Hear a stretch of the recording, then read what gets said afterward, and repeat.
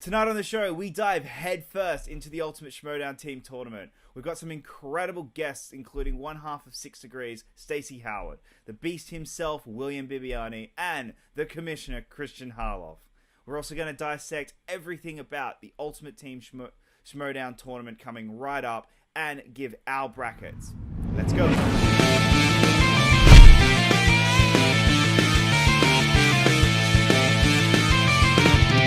Ladies and gentlemen, hello and welcome to our Ultimate Team Schmoedown Tournament Special.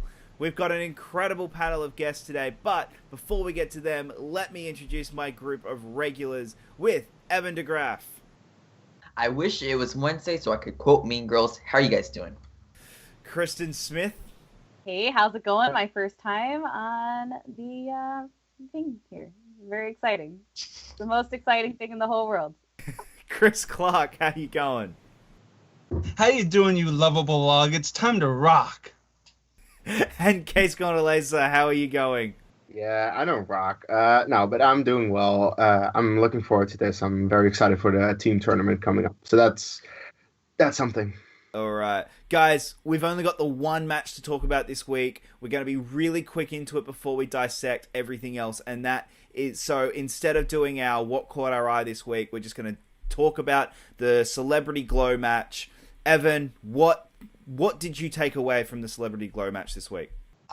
Look, it's Kristian Harloff and how he brands the Schmoedown. That it's that simple for me. He found out. He reached out to the producers of Glow. He reached out to Netflix and said, "Let's make this happen." If you notice, he was always talking really well about Glow, about how he loved the series. And it seemed like a perfect fit for the Schmoedown because it's about women in wrestling. And obviously with Clark Wolf and Brian Chandler, there has been a rise of women in the Schmoedown. So it just seemed like a perfect fit. And there's this sense of rising and encouragement in the Schmoedown that I keep sensing each and every single week. And I highly appreciate that. So how Kristian Harloff is branding the Schmoedown is what caught my eye this week. Okay. Kees, what did you think of the Glow match? It was actually a really fun match. I really enjoyed this match because some of the celebrity matches before were really softball questions, and even competitors didn't know it that well. Now, there was some softball, but there were also some harder questions, and one of them, Brittany, I believe, from Clark's team, actually knew quite a lot about these. She actually knew a lot of answers to the questions, and I was impressed that, well, look, if she likes this and she wants to get more into the league, maybe she should join the actual league because she did so well. And yeah, it was a fun match. I really liked it. Yeah. Kristen, what were your thoughts on the Glow match? It was glorious. It was, I thought out of all the celebrity matches they've had so far, this was the one that worked the best. And I think a lot of that was just because the nature of Glow, the show, works well and translates over into the Schmoedown really well. And you could also tell that Kristian was just having the time of his life commentating this match. But then adding the actual Schmoedown competitors to the teams, I thought was a really good change of pace. It made it a much more interesting match. It was interesting that Clark was much more willing to take the step back and have her teammates answer the questions as well, and she conferred more with her team, which if you watched the match, you would know that came into big play in round 2 for Brienne. Like her not knowing the quote to that Frozen song, and her teammate just yelling it out. Like that was one of my favorite moments of the match. Just truly something that I will remember for a while. Very true. Chris, what did you take away from this Glow match? Kristen actually said a lot. Compared to the other celebrity matches we've had, this match actually was a lot more entertaining, and the celebrities were really into it. Those Glow contenders were really funny. And we just have to say the graphics for that show were out of this world. They killed it on the graphics. So I mean, it was a solid show. It wasn't a waste of time like what I think some of the other celebrity matches were. It was a fun game, and I thoroughly enjoyed it. Very true. I had a 10-minute rant that I was going to go on. I had something I was very angry about. Nothing to do with the match. I loved this match. It was a lot of fun. I really enjoyed it. What I was going to go on a 10-minute rant about was the comment section after the match. And I was very disgusted that these are fellow Schmoedown fans, and some of it was very hurtful and disgusting and very misogynistic and very just overall rude. I was going to go on this 10-minute rant, and you know what? Don't feed the trolls. They don't deserve it. So, guys, thank you for these celebrity matches. They are a lot of fun. They help brand the Schmoedown. They bring more eyeballs to the Schmoedown that normally wouldn't see it, and it brings more eyes. And the more that we get of this, the better. Can you imagine how well if this Glow match does really, really well views wise? We most likely will get that Dwayne Johnson and Kevin Hart match that they're teasing us at the end of the year. So we may get it, and we'll see how it goes. Hopefully people are more accommodating towards these celebrity matches, because this was a lot of fun. I really enjoyed it, and I haven't laughed and smiled in one of these celebrity matches as much as this one before. But let's move on let's not bury the lead here, guys. We're going to go on to our first interview with the Commissioner Kristian Harloff. He's going to give us some insight into the upcoming Schmoedown tournament. So I was able to sit down with him. Let's go over to it. So, Kristian, it's been 18 months since you began the Schmoedown League on Collider. In this time, what have you seen grow the fastest? The fans' rabid passion, and they'll let you know about it, as you guys know, if there's a question that's missed or something along those lines. But I think it's the amount of players that want to play, that get into it. And what I've actually really noticed is, and to the competitors' credits, is that when you pitch, you can't assume that everybody is wrestling fans, and when you pitch that you're going to be doing good guys and bad guys in a movie trivia league, people look at you like you have 8 potatoes on your face. But people trusted me, and now to watch people who didn't really get it now really embrace it. A perfect example is, although he did understand wrestling very much, was JTE. And I'm totally okay breaking a little kayfabe here for you guys and your listeners, is that when I pitched JTE that I wanted to turn him heel, he was terrified, and he said, "But I'm every man's hero," and I was like, "Yeah, I know, but maybe you're not anymore." And so he's like, "I don't know." And then after week 1, he's like, "They hate me. I don't know how to deal with this." And then look at him now. He loves it. Can you imagine JTE as anything but a heel? No. See, it's hard to imagine JTE now as the hero he used to be. Yeah. So I think that that's what it is, and obviously the passion, the response, the league, the amount of competitors. I'm very proud of all the new women that we have in the league now, and I plan to continue to grow that. It's a big focus of mine, is to get more women involved in the Schmoedown, and I'm very happy with what Brienne and Stacy and Rachel and Vanessa from Late to the Party and Perry and Clark have all done. And Gray. So I'm excited to kind of continue that. Fantastic. Now, the Ultimate Schmoedown begins this Tuesday. What can fans expect from the Schmoedown in the first round? Chaos. I think that everything gets turned on its head in the tournament, whether from 2014 to last year. It's like there's always, I said it in our tournament preview special, there's always new stars that are made, whether it's from Riley to, ETC to Top 10, to Box Office Breakdown, to Roca, to Ellis winning it. There are new stars and new matches and new moments born every year, and now you get 2 tournaments that you're going to get tons of moments. So you guys are going to have a lot of fun reacting to all those. Oh, we definitely will. Looking forward to it. What's the main difficulty with creating the bracket and the seeds for the tournament? And how many people do you have working on that behind the scenes to make it as entertaining as possible?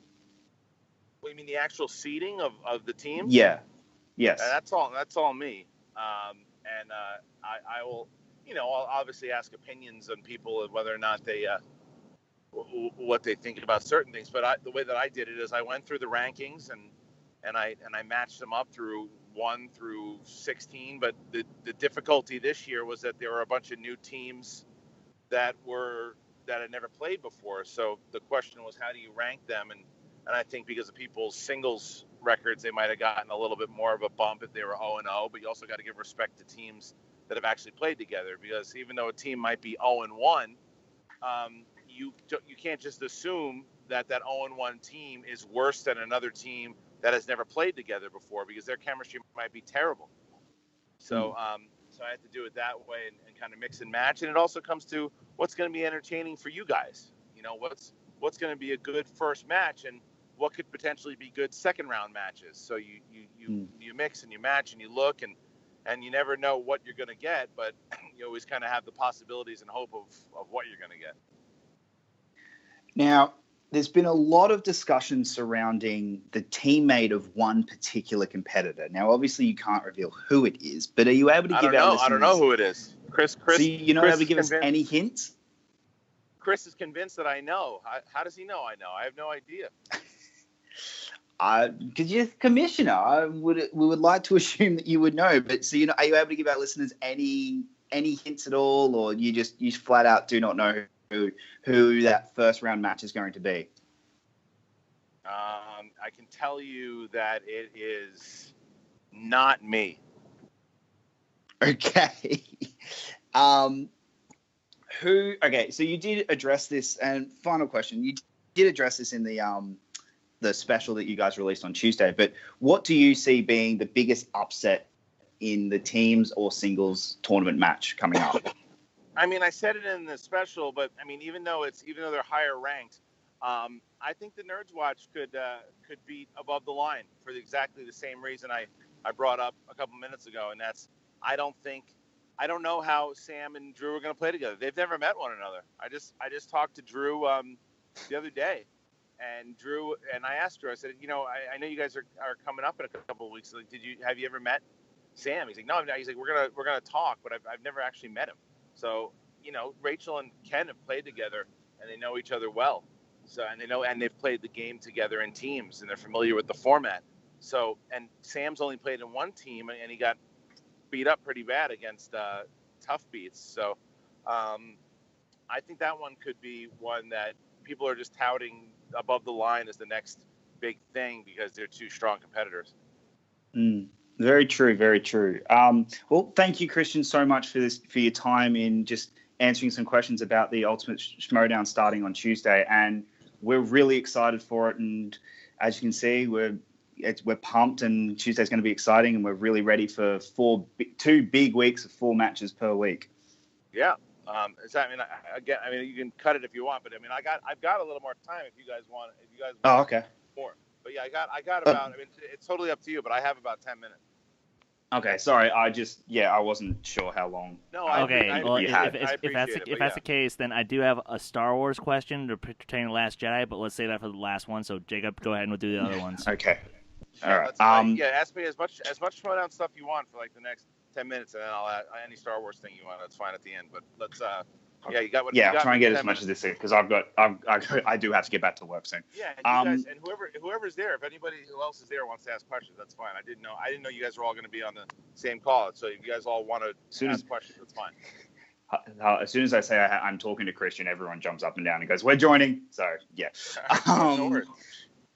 So okay, what was going through your head during the whole MODOK situation and about putting them in the tournament or not? So what is happening with MODOK? Yeah, MODOK was a tricky situation because it was and I get it. You know what? I'm going to give you guys an exclusive too in a little bit. But MODOK was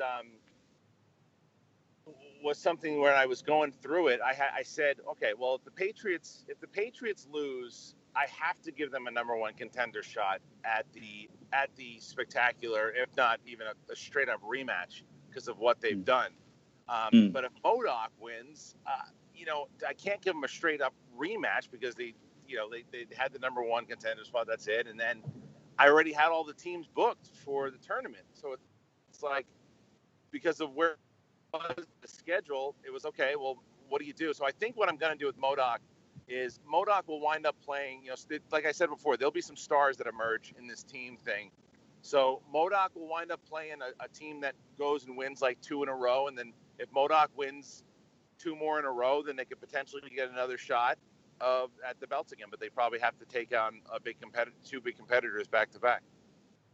All right. So is title matches now going to have the same, rule that happened after the triple threat, where you need to win 3 matches in a row before you get your next title shot? No, not necessarily. That was a stipulation I put primarily because of Roca, because Roca was one guy who, let's call it what it is. Roca's a superstar as far as bringing in viewers and being good on the mic, but you could argue, and I heard the complaints that he didn't necessarily earn a rematch. He won the title, and then he lost it right away. So he, by all accounts, should have played somebody else in order to get that shot.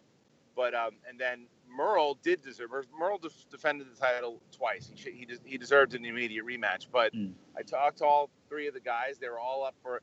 I just thought it was a perfect close and end of the chapter for the 3 of them. And in order for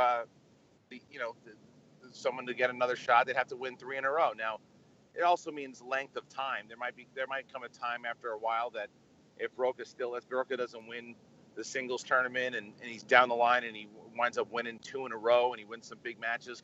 Remember Riley won? What did Riley win? 2. Riley won 2 or 3 before he got a shot at the belt against Roca in the first place. So, it just depends on where they are in the rankings. Fair enough. There's certain teams that haven't made the tournament this year. Was there anyone in particular that you thought probably could have that you would have liked to have been in the tournament, but due to either scheduling or just something weren't able to make it? Was there anyone in the league that you would really have liked to have seen in the tournament? IGN. I think IGN could have been your next potential champions, but this is where my exclusive comes in. I just got a DM. Jim and Eric will continue to be a team. They just won't be called IGN anymore. Oh, that is awesome news. Thank you. I'm really excited for that. That is awesome. Nobody knows that yet. I didn't even put that in the Facebook group yet. So. Oh, wow. That is fantastic. Thank you again. Thank you so much for this. All right, guys. Good work. And Chris Clark, don't get yourself too worked up on those matches. You're gonna blow a gasket. Thanks, man. I'm really into it. Thank you, Harloff, for that interview. It was fantastic. All right, we are going to dive into this bracket. The Ultimate Schmoedown starts this Tuesday. I'm so pumped. Guys, let's go through all the matches. We start off with our first match. Trek versus Cinema Blend this Tuesday, the 22nd of August. We then go on to Action versus Deep Cuts on the 23rd of August. We then go Above the Line versus Nerd Watch on the 24th of August. And then we go Critically Acclaimed versus Late to the Party on the 25th of August. These are 4 massive matches. Guys, out of those 4 next week, what are you most looking forward to? And Evan, I'll start with you. What am I most looking forward to? Team Trek vs. Cinema Blend will be fun. Action vs. Deep Cuts, I'm fairly interested in that. Nerds Watch Above the Line, yeah, that'll be good. But come on, it's Critically Acclaimed versus Late to the Party. I'm sure Chris Clark is going to say that as well. But here's the thing: Critically Acclaimed are 1-0, and they're that team that everyone thinks, oh, they're going to win the tournament. Whippy! Hold yourself there, guys. Here's the thing. We have seen so many teams come in hot, 1-0. My old favorite team, Tough Beats, come in hot, 1-0 with a knockout. And look at what happened to them. We have seen so many teams do that. And yes, William Bibbiani and Whitney Seibold have so much knowledge about movie trivia, but so does Perry Nemiroff. So, that's the thing that we all need to recognize and take in. This will also prove if Late to the Party are legit or not. This match even if they lose and do extremely well, this match proves if late to the party are legit or not. There's so much riding on the line for both teams and what they need to achieve and what their expectations are. It definitely makes it the most intriguing match this week. Definitely agree with that. Chris, you seem like you're about to rip Evan a new one because he says that Late to the Party could possibly win against Critically Acclaimed. What are you looking forward to the most that week? I think we all know the answer to this one though. Yes. Okay, I'm going to say my obvious answer, and then I'll just discuss another match since Evan sort of stole that from me. Thank you, buddy. Anyway, look at this. Critically Acclaimed is going to whip Late to the Party's buttocks. And they're going to whip it, and they're going to whip it good. That's all I have to say about that. It's going to be a bloodbath, an absolute bloodbath that I am going to enjoy eating and seeing. It's going to be great. But look. You said that for Bibbiani versus Scott Mance. Whoa, what did I say? Yep, and he still won. So, shove it.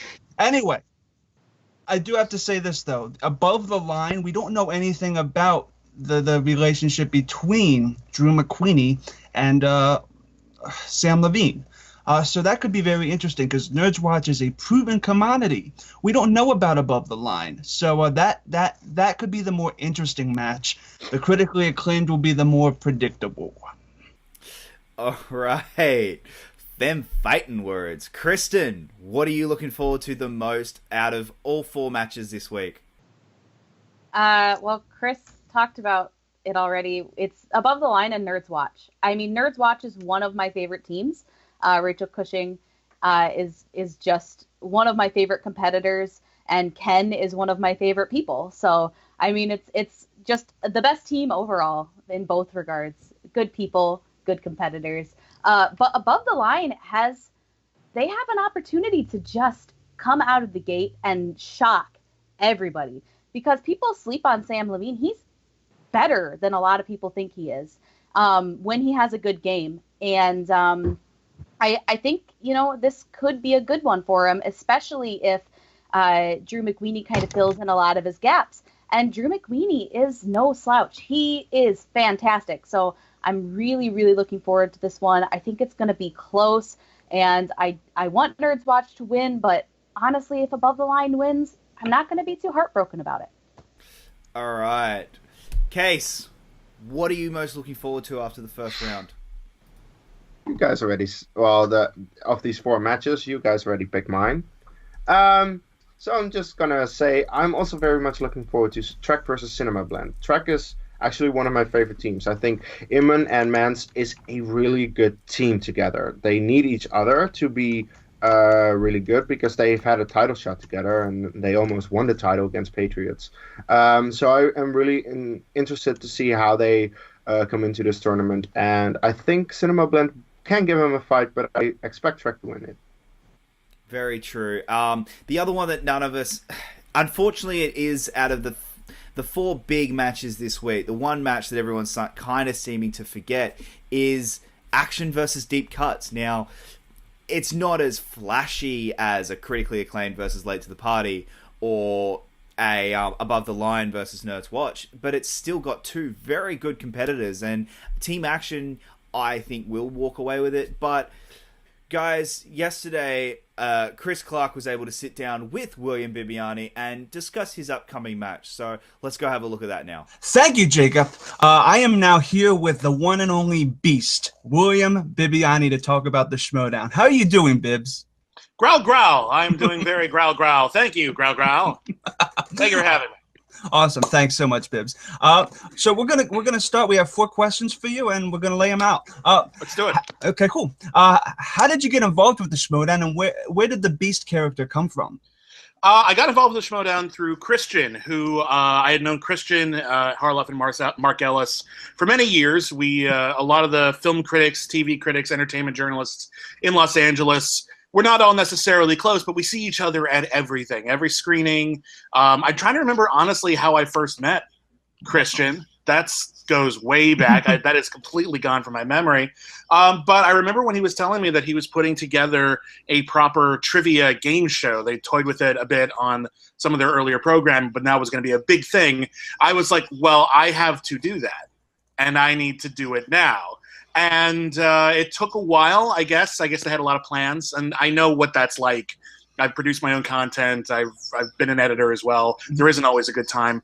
But they finally let me slip in one of the last matches of last year, and it was great. And the Beast, almost kind of an accident, really. Like my first appearance, I wanted to do a big, broad opening. I thought that was the most entertaining addition to the Schmoedown, aside from the actual just entertainment of film critics doing movie trivia. So I want to do something brassy, and I kind of put together what I had. It's kind of like that scene in the movie Chaplin where Robert Downey Jr. is just running around the prop room trying to figure out what the hell to wear in his first The Tramp sketch. And it worked out really good. People liked it, and I got kind of married to it. I've tried breaking out of it a couple of times, sometimes with better luck than others, but I pretty much I am the Beast. I am a big, monstrous blowhard of a homicidal maniac of a movie trivia opponent. Yeah, and you're fantastic at it. Our second question: with the Ultimate Schmoedown singles competition in the near future, what are your thoughts on your future fight with free-for-all champion Sam Levine? Oh, Sam Levine is one of those. First off, thank you for the kind words. But Sam Levine is a champion in my eyes. Sam Levine he knows so much movie trivia that it is really a mistake to underestimate him. And honestly, I've learned my lesson. I'm not underestimating anybody anymore. He has when the wheel goes his way, he knows as much or more as any trivia opponent. And never forget, he did pretty much go the distance with Dan Murrell. That's not easy for anyone to do. So never underestimate Sam Levine. It's going to boil down to, I think, a certain matter of luck. It's going to be a slugfest. I think we're going to do real well against each other, but it's going to boil down to who gets the question or questions that are just outside their wheelhouse. Who goes to multiple choice and, they needed that point later, that kind of thing. So we're going to see how it pans out. Yeah, it's going to be a stressful match. We all know that about your feelings about the Horsemen and Roka's Roka's leadership with them. But what was your best memory with the Horsemen, and why did you pick Ricky? Why was he your pick? I remember at the previous holiday special spectacular back in December, we hadn't really, I just joined the Horsemen. We were just inviting in Robert Meyer Burnett, and we just brought him into the fold, and we were all just hanging out backstage trying to figure out who was going to be what. Who's Pestilence? Well, Mark Burnett got Pestilence, and he's been very vocal about it. So that was a lot of fun. I remember there was a lot of hope. There was a lot of ambition. There was a lot of excitement. And then just as the season progressed, just little cracks in the armor just kept getting bigger and bigger and bigger. And it got a little less fun for some of us. So we left. And what was the second part of your question? I'm sorry. Why did you pick Ricky? Why did you pick Ricky as a manager?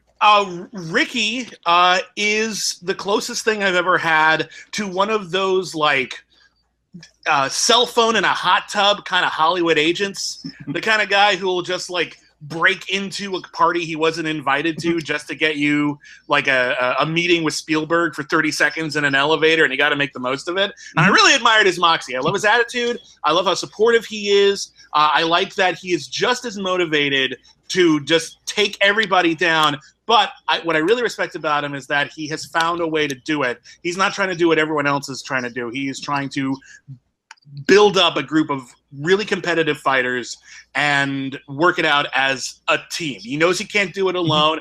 I don't think I can do it alone. I need Ricky. I think we're going to be great together. Great. And our final question is, a lot of people have submitted their brackets, as you probably have seen, and most of them have critically acclaimed winning the whole entire Ultimate Schmoedown tournament.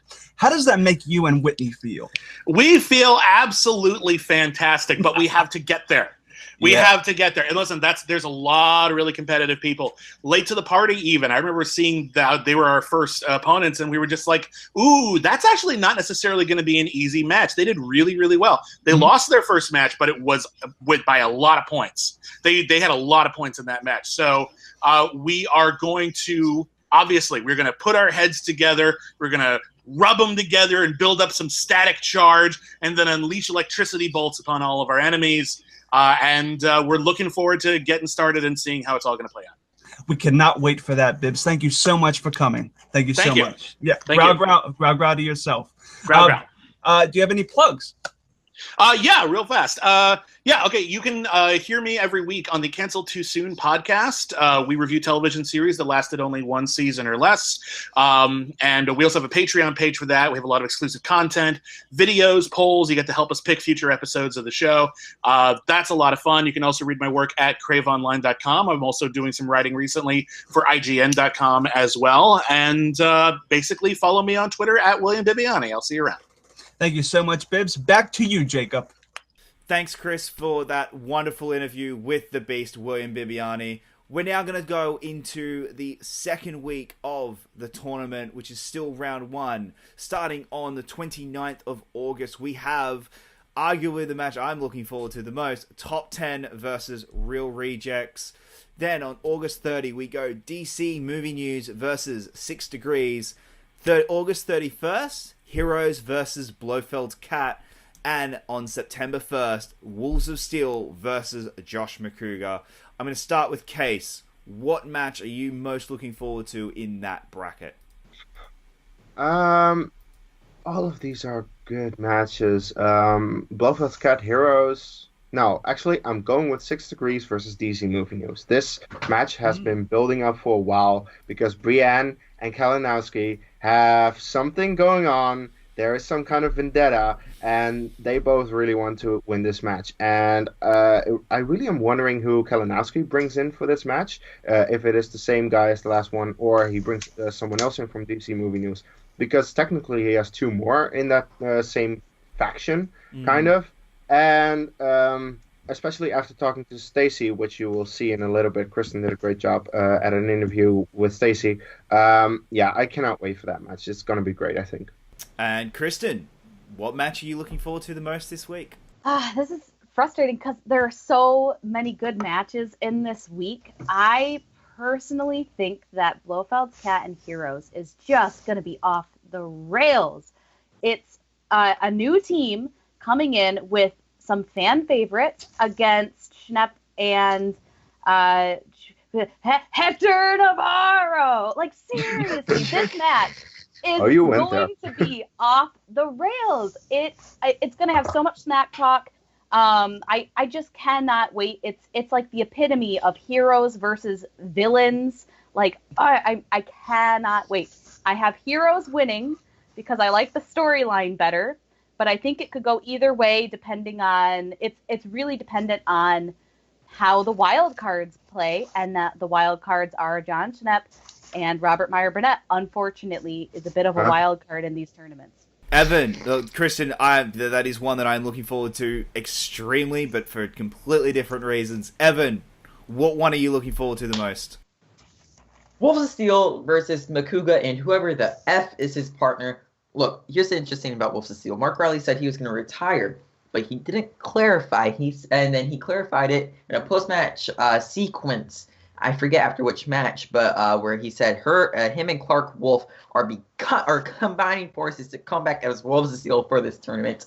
He is kind of on a low streak after losing to John Roca and Dan Morrow, while she is on a hot streak after beating my favorite competitor, Mark Baby Carrots Ellis. So they might be coming back stronger than ever. But here's the interesting thing. Josh McCougar made an announcement like I don't know how many months ago. It's been a long time, just like the band of Finstock.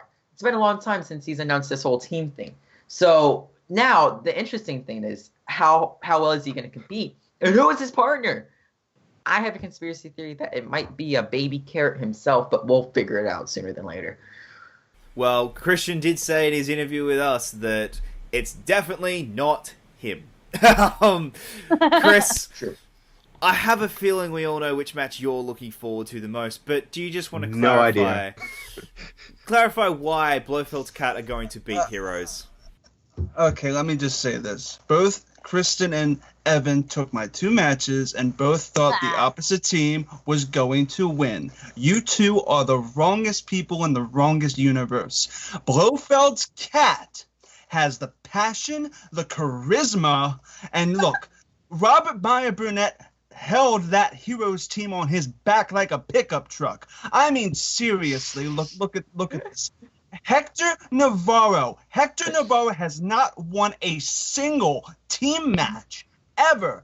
Who whipped his ass? RMB himself, sister. But look, this match is going to be amazing. It's going to kick ass. The passion, the charisma, the butting of heads. It's going to be the best episode of Justice League ever. That's all I have to say. It's going to be. Wait, Chris. It's going to rock. Wait, Chris, real quick. What do you want to say about this, Evan? You're talking about passion and charisma. Arcane Draco sounds like a freaking robot. So let's make things clear. He's an android for a reason, and even though he's an android, he knows his shit. You got that? He knows his shit. Back to you, Jacob. Man. Well, look, that's going to be great, but sorry, you're all burying the lead. It's top 10 versus real rejects. They're just going to annihilate them. Like, it's top 10. Yeah, but that's not going to be interesting. It's not, but look, it's top 10. They're going to wipe the floor. We will get into our brackets in a moment, but as Kees alluded to earlier, we managed to have a wonderful interview. Kristen sat down with Stacy Howard in her car. It was a great interview. Guys, have a look. All right, thanks. And I'm here with the one and only Stacy Howard. I'm super thrilled to be able to talk to her today about the Schmoedown, and just so excited to see what her and Brienne are going to be doing in both teams and singles for the tournament. Thanks, Stacy, for coming on. How you doing? Thank you. I'm doing fantastic. Thank you so much for having me. I'm so honored. I'm so glad to chat with you today and talk about one of my favorite things to do, which is the Schmoedown.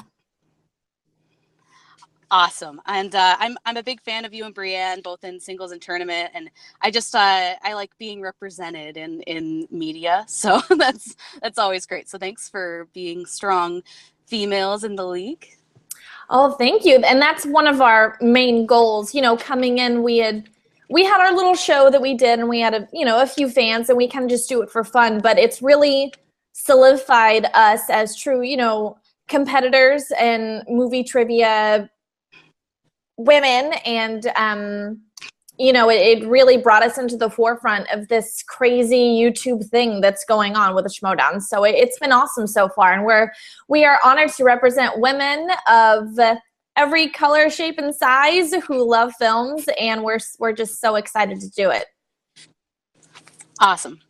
And that kind of moves into our first question, which is just what's kind of the most exciting part of being in both the singles and the team tournament right now?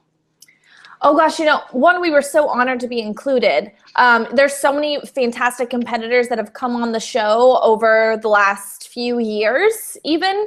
So to be part of the tournament and say, these are all the best people, let's match them up and have a giant tournament. We're like, wow, we get to be in that? What? We were just so kind of flabbergasted, but it really makes you try hard and put your best foot forward. And so that's been the most exciting part of it, has been, okay, we're here. This is the big leagues now. We really have to bring our A game with this. So it's been coming up with the costumes, the entrances, the studying, and really just, making sure that we take it very seriously. We don't take ourselves too seriously, but we take the tournament very seriously. So we're really excited.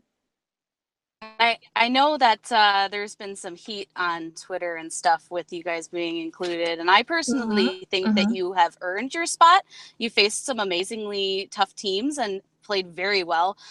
So as far as I'm concerned, I love that you're in the tournament. So all those other people can just go away. Yeah, there was a little bit of controversy in us being included, but you know what? Sometimes it's not just about the points. It's not all about the math of it. Sometimes it's like these people bring their A game. They try really hard when they compete, and when they come here, and they bring the entertainment and the fun to it. So sometimes it's that as well. Sometimes you got to go with your heart and your gut and not just the numbers. So deal with it, people. We're here. We're here to play. Absolutely. And I love that attitude. And you and Brienne have had some really great successes recently, both separated and together. So what does that feel like, kind of slowly gaining that recognition of being kind of top tier competitors? It's nerve-wracking is the word that I would use, because we came at this just like you guys did, just like any, fan of the show is. We were, just watchers really, and to be included in that first game, that first match, we were like, we didn't think we were going to win. We didn't think, and no one knew who we were. We were like, let's just go on, have a good time, get a little bit of, viewings for our show. And it is developed over the last year into this huge thing, and it's just it's really nerve-wracking to be considered, I guess, one of the big guys now, versus just coming into this as like a fan. So it's been a wild ride, but yeah, nerve-wracking is what I would say. No, I believe it. We do the fan trivia league as well, and I had a couple matches and I was just like, no, I'm good just watching.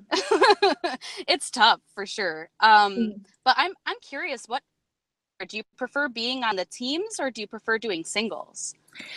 Oh God, I prefer teams because me and Brian have so much fun together, and we like to dress up together and really support each other while we're competing. So we both have our strengths and our weaknesses, and they're usually the opposite. And so when we're competing together, we have a pretty good chance of winning because she knows certain categories better than I do, and there's some that I know better than she does. And so you have that partner to kind of refer to and collaborate with when you have questions, and it just makes everything a whole lot easier. And you have, your PIC, your partner in crime, with you to kind of support you during the match. When you're up there by yourself, man, that you get to sweating, and the lights are bright and heavy, and everything is just like that much more nerve-wracking. So it's fun to do it together. So something that I know you've talked about on other interviews, but a lot of people really, really love them, and we've talked about it a little bit so far, but your introductions are just fantastic. And I think everyone kind of has their favorite. I loved when you and Brienne came out as Poison Ivy and Catwoman. I thought that was just so cool. And, just you guys are like starting your heel transition and just, playing up that villain aspect. I loved it. It was fantastic. Thank you. So well done. Yeah, definitely. But we were wondering kind of what some of your other favorite introductions from other competitors have been in the competition. Oh gosh, I loved when Team Action came on against Late to the Party and were commentators. I thought that was a great way to kind of riff on them and play off of the whole, kind of fun aspect of it. I thought that was really creative and fun of them, and just like those guys. And, anything that Mike Kalinowski does with his costumes, I feel like he's like the male version of me almost, and that he has just, I have 3 huge tubs of costumes at my house that I just kind of pull from. And so that's really, I love that he does that as a guy. Guys don't love, or most guys don't really love to dress up. And so the fact that he takes a lot of joy in it and pride about it I love that. That's awesome. So he is the male version of me. I've said it on the show. He needs to deal with it. It's confirmed now. I think yes. That solves some mystery that, he's definitely the male version of Stacy. Mm-hmm. So that's confirmed, guys. For sure. No more worrying about that.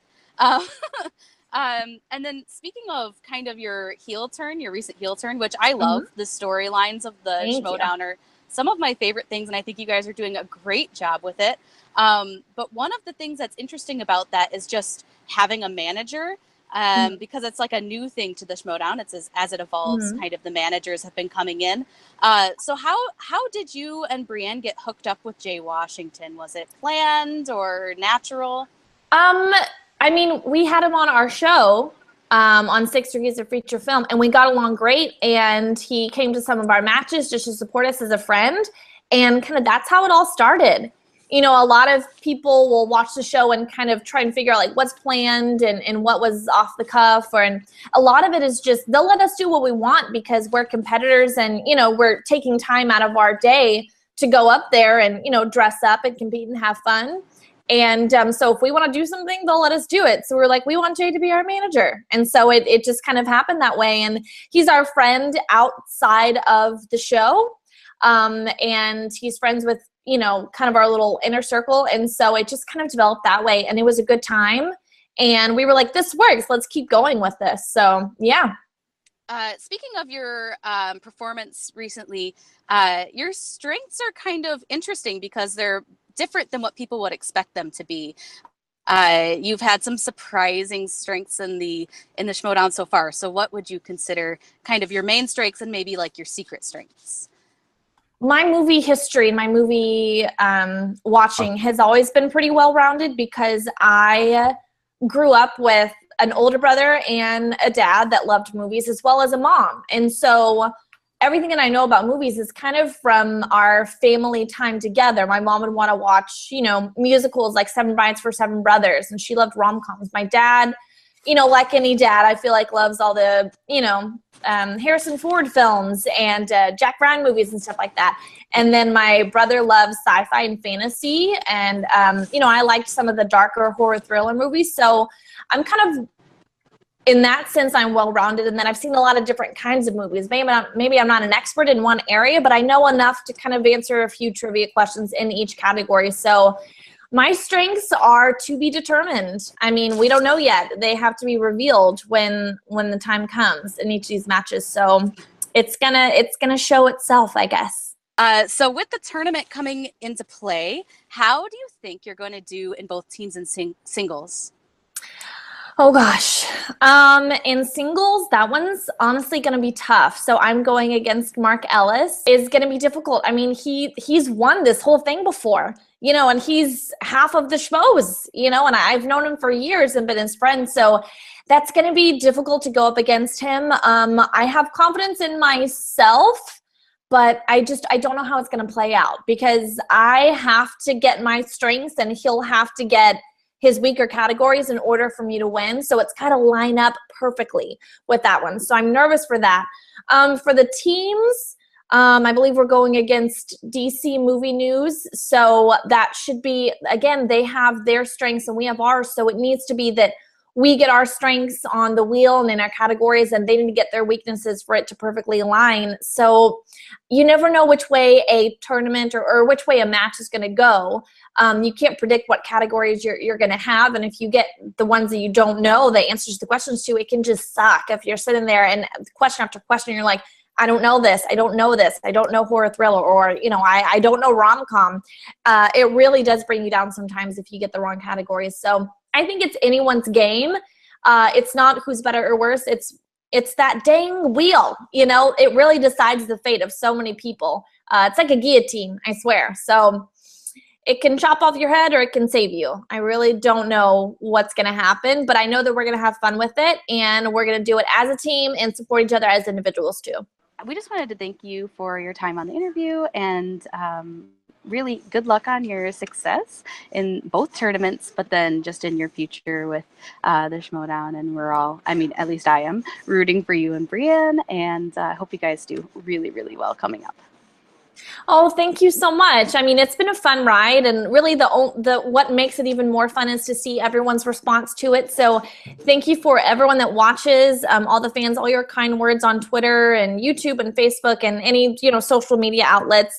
It's really the response to it that's been the best part of it. So we watch it as fans just like you guys do, and when we're on it, it's kind of this weird outer body experience, but it's a great time to do it, and we're so thankful that we're included, and I was so happy to talk to you guys today about it. Awesome. And we're just excited to have gotten this opportunity. And with that, back to Jacob and the rest of the crew. Thank you so much, Kristen. That was a wonderful interview. And Stacy Howard, again, thank you for sitting down and talking with us. All right, now it's the big time. Let's go through all of our brackets. Chris, I will get you to start. Who do you have winning top 10 versus Real Rejects? I have Roka and Nost themselves, the TOP10 top 10. Because you know why? Real Rejects haven't proven themselves at all. I'm sorry. They're okay, but they're going to get annihilated. That's what I think. All right. Kees, who have you got? Same as Chris, top 10, because, look, Real Rejects are a fine team. John Humphrey did a great job at the free-for-all, but Then he made his debut and he wasn't that good. And Alba knows less than him. And top 10 are the former team champs. Like, come on, top 10 has got this. Yeah, Evan, do I need to ask? Look, John Roca and Matt Nose are going to be singing children's songs to Real Rejects after this. I don't need to say anything else. Kristen, who you got? I mean, it's pretty obvious. I think it's going to be top 10. Now, Greg, Alba, and John or Humphreys are hilarious, and I love them because they make me smile. But top 10, they are proven, and I think they're definitely going to win this, and I think it'll be the least interesting match of the entire tournament. I sadly I do agree. Top 10, they're the only former champions in this league, in this tournament, sorry. They're Real Rejects. John Humphreys had a great showing at the free-for-all. Hasn't translated, and I don't think that Real Rejects will win this, and unfortunately, top 10... And, sorry, sadly, Real Rejects will be out, top 10 will win, and we'll move on to the next match. Alright, our next match, Blofeld's Cat versus Team Heroes. Chris, we know who you got, but who you got? I will have to say Heroes. No, Blofeld's Cat, they're going to annihilate the crap out of Schnepp and Navarro, and then Schnepp and Navarro are going to feel sorrow because they will be annihilated. That's all I have to say. I hope that made sense. I hope that really made sense and it hit everybody in the heart. Yeah. Kristen, who you got? As I said before, I have Team Heroes, and this is almost solely on the fact that I like the storyline better, because I can envision the post-match interviews where Robert Meyer Burnett is just like so angry that Hector Navarro has defeated him again, and he screams at the top of his lungs, and just I cannot, like, I love the storylines, and this to me would be awesome, so that's why I have them as winning. See, here's my thing. I want Blofeld's Cat to win, because then we will get to that in our second round, but there is a better match in round 2 if Blofeld Cat wins.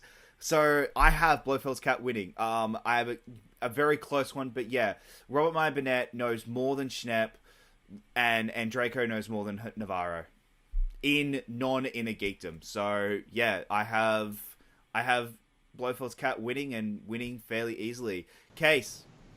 Same, Blofeld's Cat. Heroes has no chance. Schnepp sucks at trivia.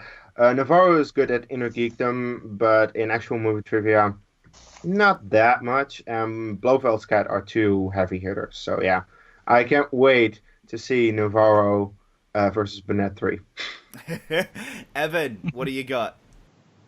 Look, okay, Blofeld's Cat is going to win, but I don't understand this hate that Heroes are getting. Look, I understand it's not hate. Schnepp had a bad outing. Navarro, he really hasn't proven himself. I don't think he's had the chance. Last time he's done it was in teams, and he also had a partner who, Adam Havlik, wasn't necessarily the best partner to have. No shots at Adam, but if you look at it, maybe Navarro turns up and he has a fantastic match. We don't know. But what I love about this match is the fact that people are saying Heroes have a really good chance of winning this match, but the issue is what people don't realize. This is the first time John Schnepp and Hector Navarro are on a team together. Blofeld's Cat, same scenario, but Mark and Draco and Robert Meyer Burnett have been in a faction. They know how to work together, so that's why Blofeld's Cat have a better chance. Next, we move on to Team Trek versus Cinema Blend. I'll start this one. Trek wipe the floor. They win this one hands down very easily. This will probably be one of the other less entertaining. Now, Cinema Blend, that's not anything against Cinema Blend. I think Cinema Blend are a very great team. It's just more the fact that you're talking against someone who probably should have been the champions if their buzzer worked. And that's just... look, they would have been champions if their buzzer worked. And it didn't. And they lost because of it. So, Evan, who you got? Yep. Team Trek is actually one of my favorite teams at the moment. I love Scott Mance and Jason Inman together.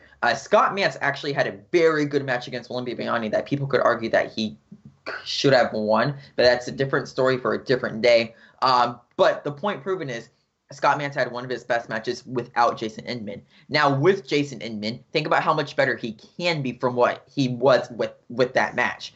Cinema Blend are going to lose, but they're also going to have a pretty cheeky performance themselves. I think they're going to take it to the second to last question probably. So I have Trek beating Cinema Blend. Kristen, who you got? Same. I mean, Scott Mantz is one of my favorite human beings on this planet. He is just the happiest human being in the whole world, and that makes me feel just great. And Inman is really knowledgeable, and not just about comic books. He knows a lot of other things, and I think people just peg them as fantasy, sci-fi, comic book knowledge people and movie release dates. They know more than that, and I think that this match will definitely go in their favor. Yeah, it's hard in these first rounds where like all of our brackets are kind of going to be the same, because there kind of is that obvious winner for a lot of them in the first round. It's when we start getting to the second and third round is when it's going to get very interesting. Case, who you got in between Trek and Cinema Blend? I already said it. Trek. They're one of my favorite teams, so yeah, they should win, maybe even by TKO. Fair enough. Chris, who you got?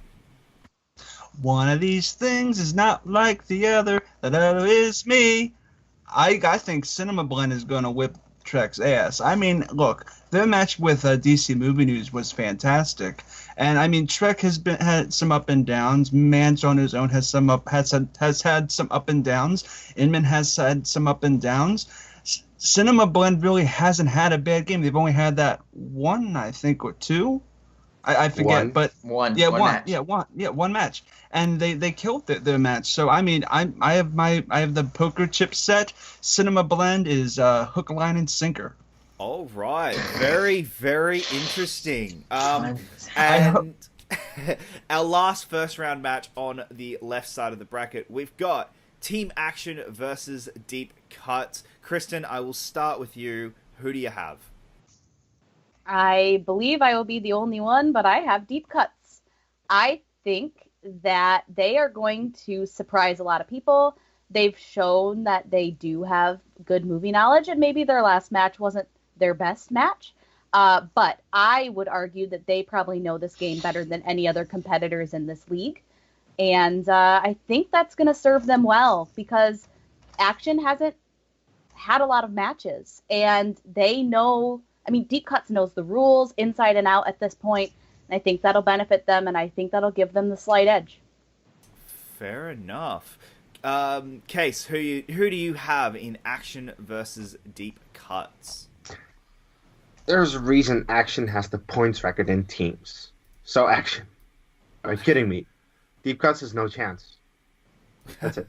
Fair enough. Chris Clark, who have you got? Although I do like Deep Cuts a lot, Team Action all the way. They even if the wheel doesn't go their way, they've proven that they can still win against the Night Sisters. So they're great guys. They have great entrances. They have great personality. I'm going Action, yo. And Evan, last with you. I kind of want to jump off of Case's point right there. Team Action has the points record, but so does William Bibbiani, and look at where he's at right now. So point being is that Deep Cuts are going to win this match, because most heels usually have some kind of downfall at some point. Right now they're 2-1, riding a very good high, beating out Late to the Party just barely. So I have to go with Deep Cuts, because if they don't get Action, if they get something crazy like movie release dates or dramas, I don't see them winning this match. I think Deep Cuts has the slight advantage, and also like them in their baseball outfits, because who doesn't like baseball? My pick, I'm going Team Action. They've been very dominant in both their matches, other than Late to the Party, where it did come down to the last question. But I do believe that Action will walk away with this one. We're going to stay on the left side of the bracket. So, given who you believe will win in your side of the bracket, guys, in that first match, I have Top 10 versus Blofeld's Cat. I think Top 10 walk away with that, but we do get the rematch between Robert Meyer Burnett and... Well, not rematch, sorry, but we get the grudge match, I guess you would call it, between Robert Meyer Burnett and John Roker. They will be in the same match together. I do think that top 10 walk away with it. I'm pretty sure all of us here chose Blofeld's Cat other than Kristen. So, Kristen, who between top 10 and Heroes wins this one? I don't think there's a contest. I think it'll be top 10. I don't know that anyone I put in that match would have beat top 10 out of the two choices. I think they're just the better team, and they have worked well together in the past. So, fair enough. Evan, who do you have? I have team top 10. For the reason that they're a solidified team, they know each other. Blofeld's Cat they don't really know each other that well specifically. Their first match is going to be against Heroes, and that's already a grudge match in its own. So they kind of have a difficult road for themselves. I'd also like to note that Team Top 10 arguably has the easiest road to the bracket out of any other team in this bracket that there is. So I'm going to go with Team Top 10 just because they are a solidified team. Chris, how much are we breaking your heart? You guys are all breaking my heart, like that song. Don't go breaking my heart. I couldn't if I tried. But look. Top 10 versus Blofeld's Cat is going to have some great banter. It's going to be entertaining. And John Rook is going to go home crying like a baby because Robert Meyer Burnett is going to whip his ass. And it's going to be amazing. It's going to be awesome. Yes, he stands no chance. Matt Nost, compared to Mark Andreyko, there's no contest. I'm sorry, but the android is going to defeat the mighty. So I'm going with Blofeld's Cat, my friends. Blofeld's Cat. Definitely would be a big upset. Kees, who do you have? Mm-hmm. I also went for the upset. Blofeld's Cat is going to be top 10. Yep. Wow. Okay. So This is my spirit out. All right. Well, see, Chris is smart. No, just kidding. Well, with that, let's go into the other left bracket.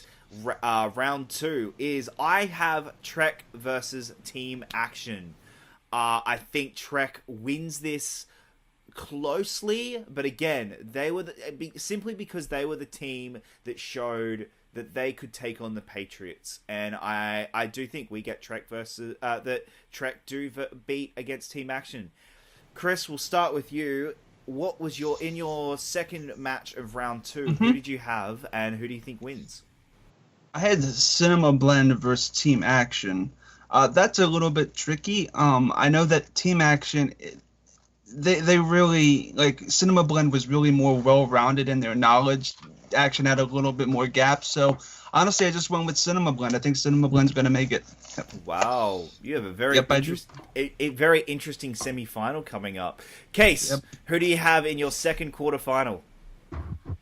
Same as you. Trek versus Action, and Trek wins. Simply because they were almost champions once, and I hope that they can just be good in this tournament and get far, not too far, but far, as far as I have them going.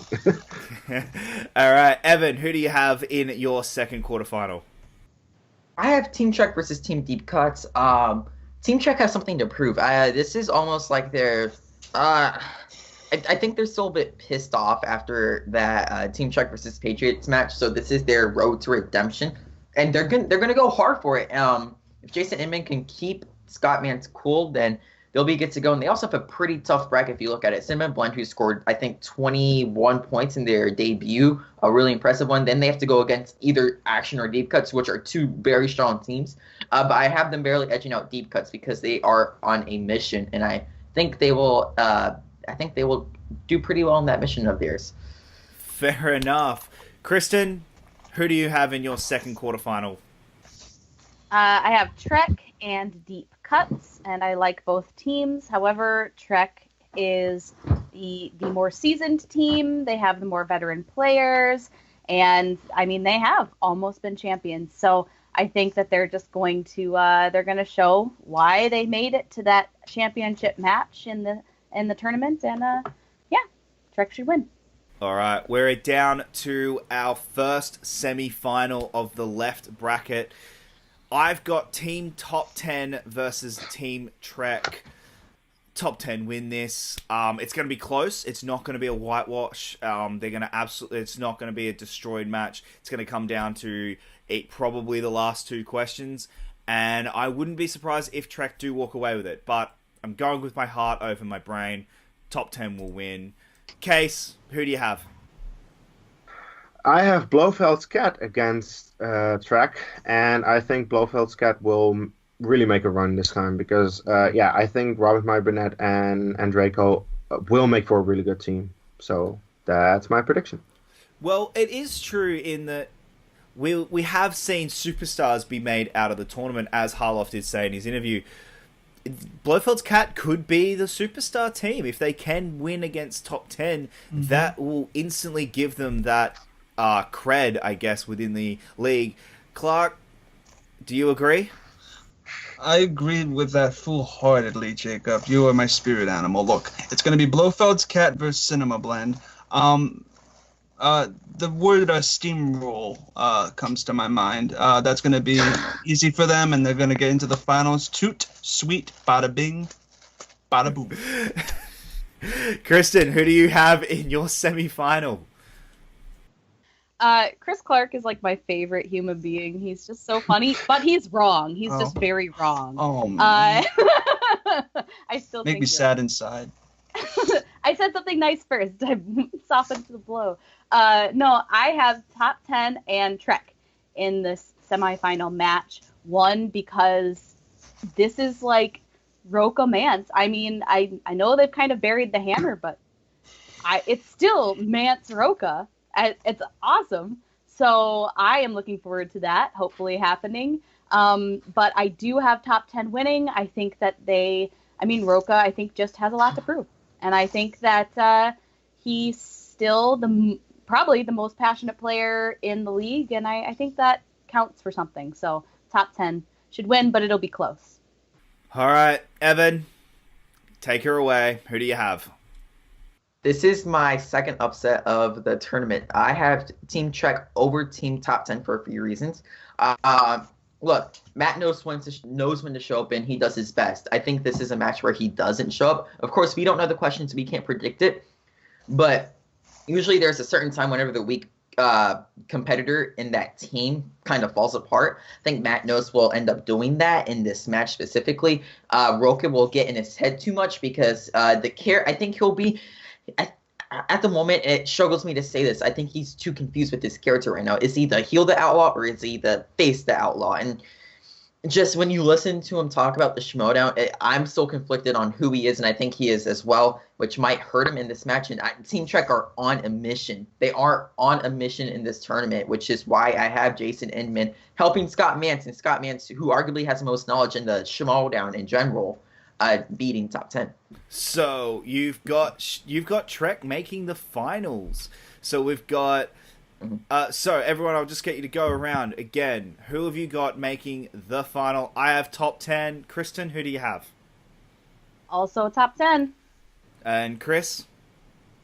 Blofeld's Cat all the way. And Kees? Also Blofeld's Cat. Wow, we've got three very different teams, but let's go to the right side of the bracket and start with the one match that that I think is the hardest to predict out of all of matches, simply because we've got no idea who is actually playing, and that is Wolves of Steel versus Makuga and question mark. Evan, I'll get you to start her off. This is really struggling. I would argue this is one of the easiest predictions because from what we know from the Kristian Harloff interview that we heard, even Christian doesn't know who Josh Makuga's teammate is. That being said, that means they probably have no practice. Makuga and the teammate have no practice doing trivia together, which that could be scary. Unless if it is Tom Dagino, which would be the biggest twist in Schmoedown history. I don't see it ending well for Makuga at all. Wolves of Steel are going to win it because they are they are one team. They are one competitor. They are solidified and they are seasoned. But I do want to say real quick, my reasoning for Baby Carrots being on Makuga's team is for the matter of fact that he no longer has a team in Schmo Snow. Yes, they are still a team, but they are retired. They are done. Hiatus, but I feel like it's been made very relevant and clear to us that they are done for an extended period of time. So I see Ellis joining Makuga because Ellis is a face in the league, and everybody wants to see Ellis compete. And as someone who follows this, it just makes sense, views and branding wise, to have Ellis on that team. And Kees, who do you have? Wolves of Steel, simply because they are a team who've been together for a while, and Makuga, doesn't matter who he gets, even if he gets Dan Merrill or Mark Ellis, Wolves of Steel wins. Wow. All right. Kristen, who do you have? I do have Wolves of Steel, but it's because who the heck knows who Makuga is going to get. If Makuga shows up with Dan Merle, I don't think there's any question. I think that Makuga would win if he had Dan Merle behind him. But who knows? Makuga could show up with Dagnino. A horrible idea. Don't do it, please. But he could. He could show up with someone who's just okay. And if he does that, I think Wolves of Steel will have it easy. Chris, who have you got? I actually want Wolves of Steel to win. We don't know the Makuga teammate, if it's Dan Merle, if it's Baby Carrots, if it's Earl. We have no idea who it is. And I want Wolves of Steel to win because the next match we're going to talk about, if they win, me and Matt Kearns are going to have some words. It's going to be fun.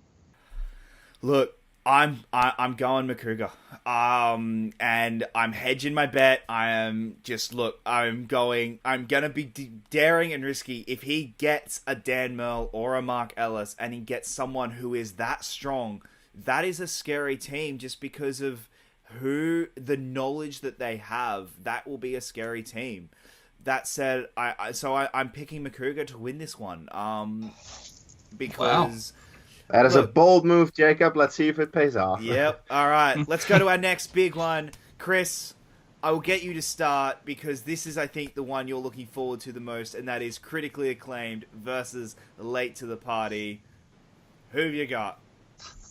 Well, it's obviously going to be Critically Acclaimed. They explained earlier that they are going to annihilate Robert and Vanessa, how they are sweethearts, they are great, they are gorgeous, but I'm sorry, but they are going to collapse among the weights of these two big heavy hitters.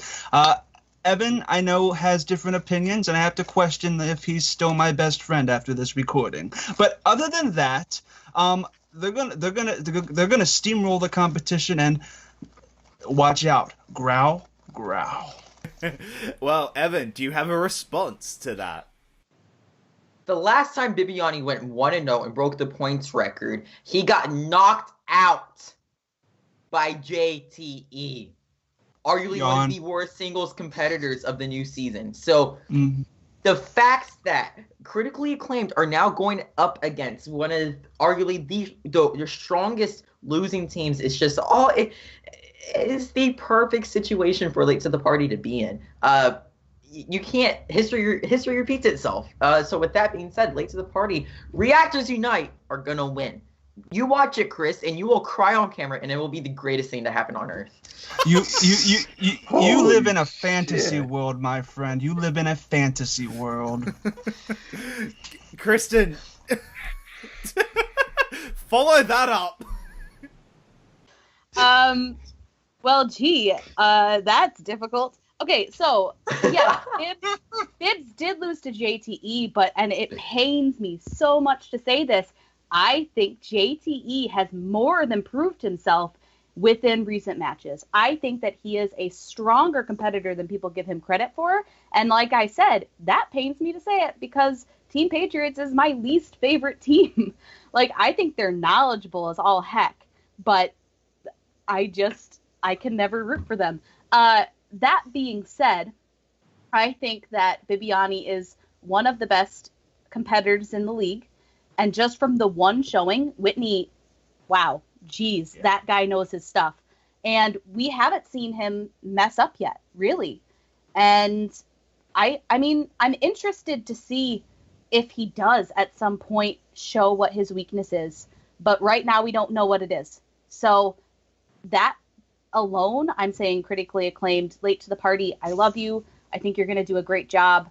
I just think they've got just a wealth of knowledge, and that's just terrifying to go up against. Fair enough. And Kees, who you got? Critically acclaimed. Are you kidding me? Yes. Late to the party. Great guys. Really, really nice that they dropped in on our live show and said some things. But, critically acclaimed is going to destroy them. Sorry, not sorry. Critically acclaimed wins. Yeah, well, look, I think it's going to be a lot closer than a lot of people are saying. Late to the party will... I do think critically acclaimed will win, but only just. I think Late to the Party got a bad run in their last match. They got really unlucky with one of the questions. And, I mean, look, Late to the Party are still one of the only teams to get every question right in the first round and the bonus question right. I also think that Harloff put them up against one of the hardest teams in the league to just... Oh, it sucks because Late to the Party will be 0-2 at the end of this, and they are too good of a team to be 0-2. That said, critically acclaimed are going to win this, but we do have an excerpt, if you will, from our live show yesterday with William Bibbiani, where he was dropped in on by two special guests. They are essentially us when it comes to a lot of the things that we love in television and movies. Watching their match, I was like you guys. I fell like head over heels in love with critically acclaimed. But at the same time, it's your biggest demon and your biggest opponent is yourself. So it's time for us to, what better way than to face the ones we identify with the most. And that's what we're really looking forward to come Friday, I guess. I thought it was Thursday, but apparently it's Friday now. Okay. Yeah, no, this is gonna be a real tough match, and I'm not gonna take it easy on you guys. So you better watch out and do the various things that will be good for you, or you will lose. Again, you guys can see the full live show right here on Take 3 Productions if you look below with our full 2-hour interview with William Bibbiani. It was a lot of fun. It sucks that I missed out, but guys, make sure you do check it out because it was a lot of fun. Let's move on to the next big one because it is filled with an unknown and a veteran of the team. The Nerds Watch versus Above the Line. Kees, who do you got? Well, this is the most interesting, the closest match, I think, of all of them. Nerds Watch are two really good competitors as a team together, because Ken and Rachel work very well together. Individually, maybe not that strong, like Cushing is really good, but Ken not so much. But as a team, they work well. On the other hand, there is a big unknown, and I'm taking the risk in this case because Above the Line, I think, wins it just because Levine and McWeeny are insanely good at trivia. At least McWeeny is. We've seen that. And Levine can be really good. It depends if he gets animated or not. Because if he gets animated, he's fucked usually. But in this case, I think that with a teammate that is better than his previous one, he will be a force to be reckoned with, and I think they'll win this one. Fair enough. All right, Chris, who you got? Nerds Watch or Above the Line?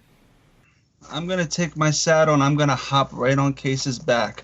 The thing is, look, Nerds Watch versus Above the Line, Nerds Watch has proven themselves, and I respect the chemistry between Rachel and Ken. They were amazing. They were an amazing team. But Drew McWeeny, that's all I have to say. I think Above the Line is going to surpass them and win. And it's going to be a close match and a tight one and a good one, but I think the Godfather and Mr. Inglorious himself are going to reign supreme. All right. Evan, who you got? This is probably one of the easiest picks to make. Kristian Harloff said in his interview that you just listened to a bit earlier that Above the Line, they haven't even met each other before. Like, they have not even met each other before. Jim McQueenie and Sam Levine have not met, and I think that's very important in teams. You have to be able to have this connection. You have to be able to know your other teammate. So that's going to hurt them in this match versus the seasoned competitors Nerd Watch, where Rachel Cushion, if you listen to the Don't Be a Beardo podcast, you could tell that she was upset by her loss. She knew some of the answers. She got into her own head. And she's going to bounce back because she's going to learn from her mistakes. And I'm scared if I don't pick for Nerds Watch what's going to happen during our Lord of the Rings watch-along, shameless plug, when she sees me on camera. So, yeah, I'm going with Nerds Watch. Kristen, who do you have? Okay, so I actually went back and forth on this one because I think this is one of the harder matches that's going to be played. Like, I think that Above the Line is going to come out of the gate, and I think they're going to be really, very good. But I do have Nerds Watch winning, and I just think that they work well together, honestly. And Rachel covers for a lot of Ken's gaps, and Ken, what he knows, like, he's a superstar at what he knows. And the rest of it, Rachel's very good at. So I think that they'll get this one, and I think it will be, down to the wire. And I could be wrong. It could go either way, honestly. But I think if Nerds Watch gets past this match, that they'll go pretty far in the tournament, honestly. Yeah, Evan, I will throw what you said back at you with, you say that Christian said that they haven't even met yet. Remember, Rachel and Ken hadn't even met yet, and Christian created that team, and they came out strong. So, but that being said, look, I think Nerds Watch will win this. I do think it's going to be a lot closer than everyone's thinking. I'm with Kristen's train of thought that it is going to be a very, very close match, and I've got Nerds Watch. So, let's go to what arguably is the grudge match of the round. This is one of the biggest matches. Evan, I'm going to have to turn your camera off. 6 Degrees versus DC Movie News. Kristen, who do you have? Look, I think DC Movie News is not a team to sleep on. They are legit very good. And I don't think we've begun to see how good they can be. However, 6 Degrees as a team is on a bit of a hot streak. I think that they're going to pull this one out, and I think they're going to win. And I just think as a team, they are very, very good. And they're going to have the best entrance. Let's not even joke about that one. Kees, who do you got? I think both of these entrances will be good because also Kalinowski likes to dress up a little bit.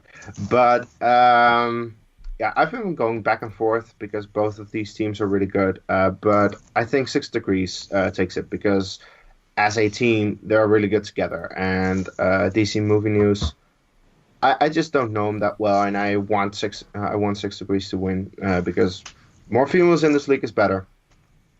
Yes, definitely. Chris, do I need to ask?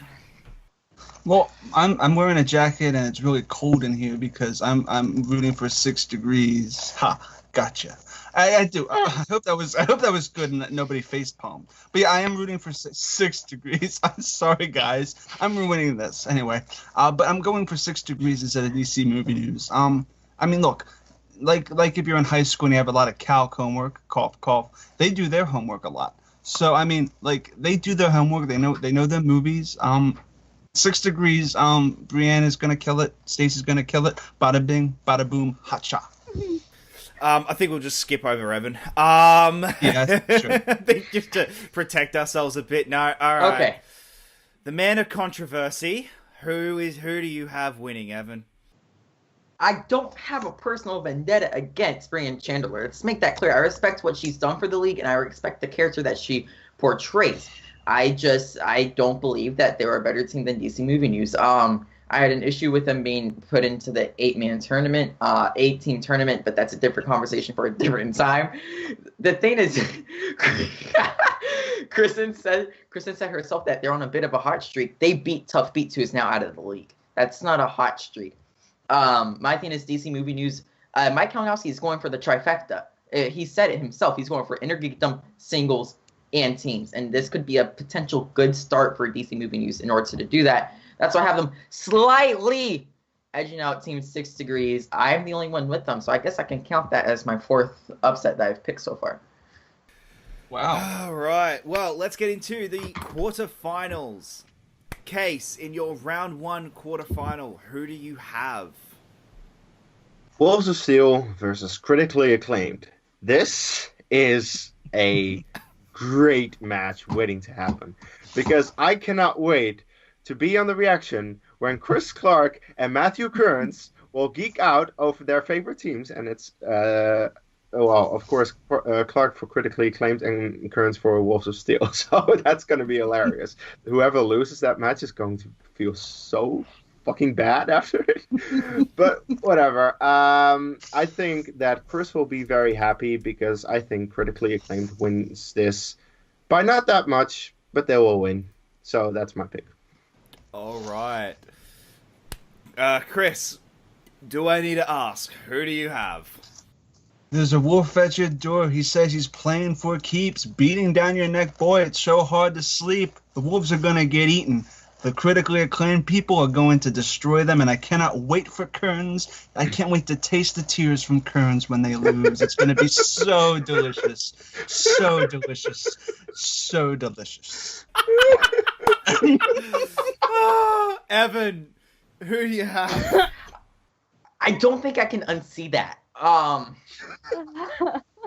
That being said, this is tough, because I have Late to the Party versus Wolves of Steel. I don't want to count Late to the Party out, but Wolves of Steel, again, they're going to have that Mark Ellis-esque run that he had in the last single Ultimate Schmoedown tournament.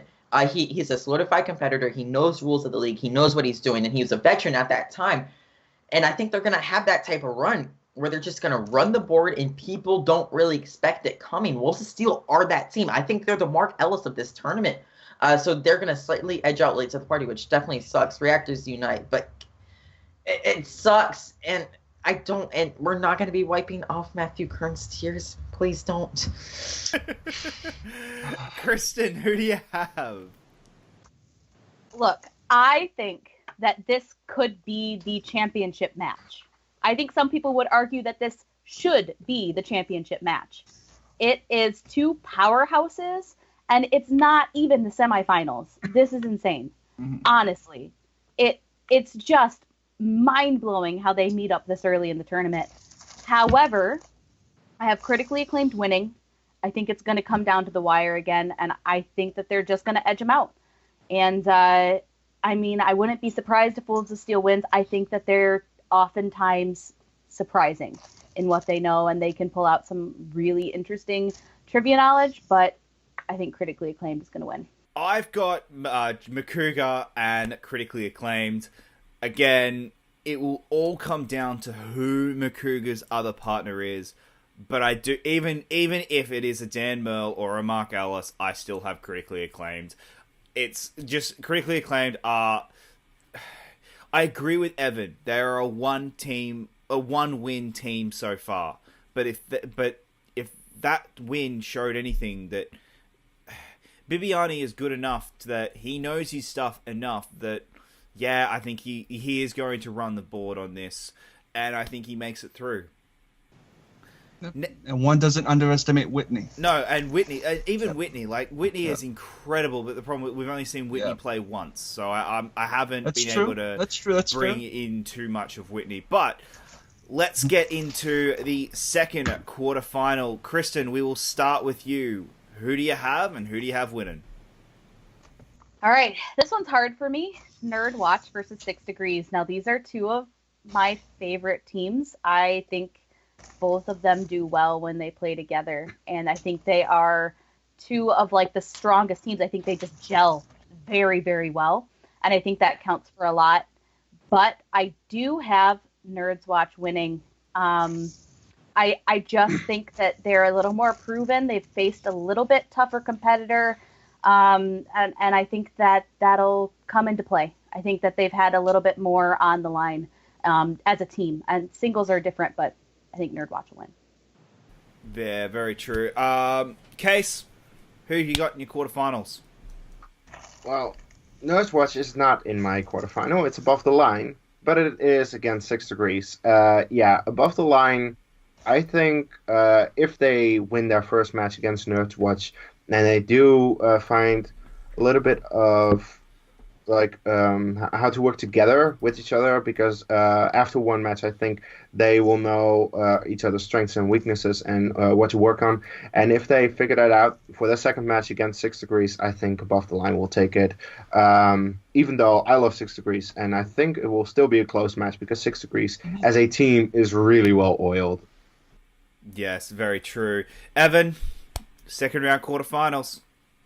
Yeah, as the only person who had DC Movie News winning that thing, they are going up against Nerds Watch. She was a very, very good team, don't get me wrong, but I have this weird gut feeling that DC Movie News, this will be the other, this is an upset that I have, the last upset that I have in my bracket, beating Nerds Watch. It's just this weird gut feeling that I have. I feel like something's going to happen with Nerds Watch where they kind of get in their own head, and it'll be a very tight, close match, but something about Mike Kalinowski's drive in this match specifically, I think might take the win for them. And it's a weird gut feeling. I know it's a weird upset pick, but sometimes you have to have those in your brackets. Definitely. Sometimes those gut feelings pay off majorly, or they really screw you over. Chris, what's your gut telling you? My gut, and it's huge, I'm going to say, gosh darn it, it's Above the Line. Above the Line is going to turn that temperature all the way up, and 6 Degrees is going to go into Celsius. So I'm going for Above the Line, yo. Thanks, Chris. Yeah, no, I agree. I've got Nerds Watch versus 6 Degrees. I'm with Kristen here. And I've got Nerds Watch winning this. I'm going with my heart. This sucks because these are two of my favorite teams outside of top 10. These are my two favorite teams, and they're going to be versing each other. And I have to pick Nerds Watch because, well, Nerds Watch, I love Nerds Watch. And in Rachel's knowledge in just movie trivia and inner geekdom and everything scares me, because one day she will be champion of at least one of these leagues. It has to happen. It will come. All right, let's move on to the semi-finals. Chris, who do you have and who's winning? We're finally going to get that Drew McQueenie versus Bibbiani match, and Drew McQueenie, the Godfather, he's going to find a horse in his bed. Critically Acclaimed is going to take over Above the Line, and they are going to make it into the finals. All right, yeah, I agree. Evan, who you got in your semifinal? Look, in my semifinals, I have Wolves of Steel versus DC Movie News. Like I said, DC Movie News are driven and motivated to actually do well in this tournament. Issue being is now they have to go up against Wolves of Steel, and like I said, it's the Mark Ellis-esque run that they're gonna have, and they're gonna beat DC Movie News, and this is one of those matches where it will be a handled win. Like it won't be one of those, oh, it's the last question, everybody run high. No, it's a Wolves of Steel dominate this match kind of thing. Yeah, so Wolves of Steel. Kees, anything different? Completely different. I've Critically Acclaimed versus Above the Line, so same as Chris, but completely different than Evan. Critically Acclaimed is going to win it. That's all I'll have to say. Yeah, Chris and I have essentially the exact same bracket, except for Cinema Blend and Track, so yay. Fair enough. And Kristen, who do you have? This is the ultimate battle of people who are teams that are my head and my heart, because Nerds Watch I love, and Critically Acclaimed I think my brain says they will win. And look, Nerds gather and now my watch begins, but Critically Acclaimed will win this one. And that is so sad. See, that was a Chris level type pun. See, I have the exact same matchup with Kristen. I've got Critically Acclaimed versus Nerds Watch. I'm going Nerds Watch. This is the only one in my entire bracket that's I'm going with my heart. I've got absolutely no reason for why I can back this up. There is no reason why. Stats, everything points to the fact that Critically Acclaimed will win this match. But I'm going Nerds Watch because that is my heart, and that is I want Nerds Watch to win this match so badly. And I want Nerds Watch in the finals because I want them to get their shot one day. But yeah, and You're they will stronger than I am. Look, I am weak. If this cost me my bracket, I am it weak. cost me my bracket. All right, so that is our semi-finals. We're into the big one, the final. Case, who do you got, and who will win? I have Blofeld's Cat versus Critically Acclaimed because, these 4 of these competitors are extremely good at movie trivia. And, it's going to be a hard-fought, close match between the 2 of them. But I think in the end, Critically Acclaimed should win this tournament and will win this tournament. Okay. Kristen, who we got? Well, I went with my head during the semifinal between Critically Acclaimed and Nerds Watch. In my final, I have top 10 versus Critically Acclaimed, and I'm going to my heart, and I am saying top 10. I mean, I think that they have more experience doing this long haul. They've been through a tournament before, and they have come out the victor. They have what it takes when they need it. And I think that they're going to use that experience, and they're going to they're just going to go the long haul here. And man, that I hope that is what happens, because my heart kind of breaks a little bit about that, Nerds. Evan, who you got and who's winning? Am I the only one who has Trek or Wolves of Steel in the titles? Correct. Am I the only one who has that in the? Oh my God, you guys are insane. Because here's the thing. No, you are insane. Team Trek are on a vendetta. They are on a riot to be able to win this tournament and to prove to the whole thing that they were screwed over. This is them like, hey, by the way, screw you guys. We are actually good at this compared to the rest of these blokes. And Wolves of Steel are having their Mark-esque Ellis run. So with that being said, experience matters in this tournament. I think it does. And it was proven in the last Ultimate Schmoedown tournament when the 2 finalists were Mark Ellis and John Roca, 2 decently experienced competors. Hence why I have to go. Roca at that point was pretty new to the. He was 2-1. He had 3 games.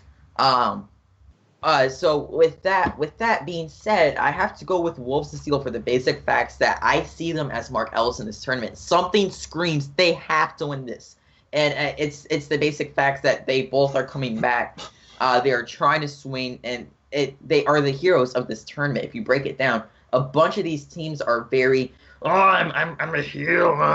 No, the Wolves of Steel are heroes. I'm not saying I'm rooting for them, but the way how the mood is with this tournament, they are going to win it. That's why I have Wolves of Steel winning. Okay, Chris, this will be the heartbreak battle of. If it gets to this will break your heart because you won't know who to win, but who have you got?